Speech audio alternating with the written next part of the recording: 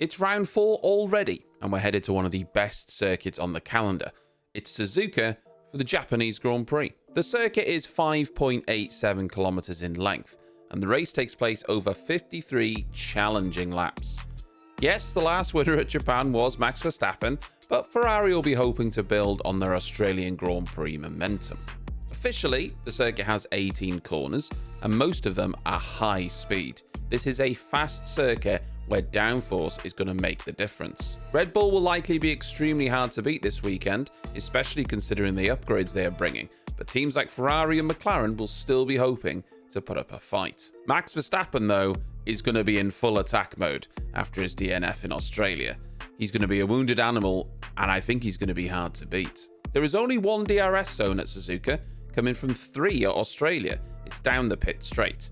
There is another straight though leading to 130R, but on fast laps there isn't usually any braking heading into that corner, so I imagine it's just not suitable for DRS. The tyres available this weekend are the C1 for hard, the C2 for medium, and the C3 for soft. This is a circuit that puts a lot of stress on the tyres, so harder compounds are needed.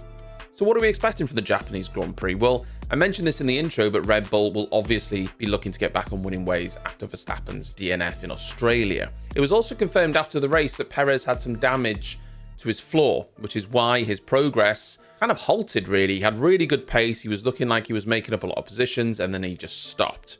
It was reported that it was due to a tear-off that got stuck in the floor. Then after the race, it was said that it was damage picked up by going over a curb, which seems more likely to me. This weekend, Red Bull are also bringing upgrades, and these upgrades differ depending on who you listen to. Some news outlets are reporting that it's going to be a visual overhaul, claiming that the side pods will be significantly different and change shape. Other news outlets are saying that it's a big upgrade, but it's mostly focused around the new floor and a few other parts, and the side pods aren't going to change.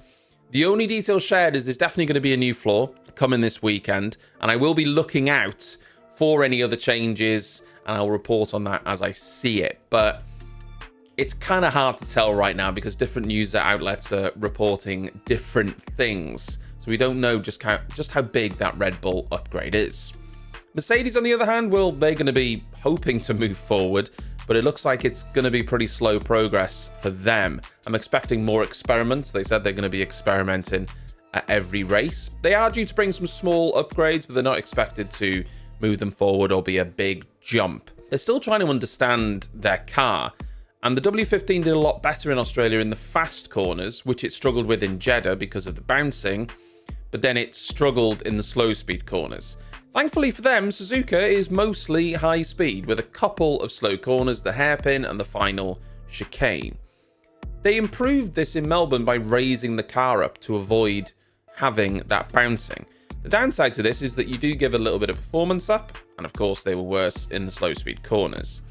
They're playing catch up, and I expect them again to potentially struggle this weekend unless temperatures work in their favour. They seem to do better when the temperatures are lower, and they get worse as the temperatures go up.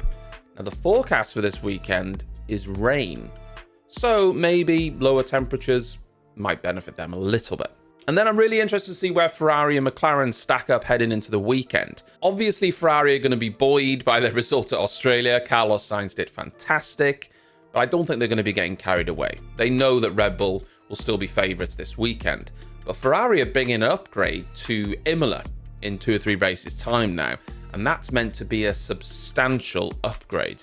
So it's possible they're just trying to keep Red Bull in sight and keep them honest early on. McLaren, on the other hand, they do well at fast circuits, so I'm keen to see how they get on, but I'm expecting them to be pretty competitive.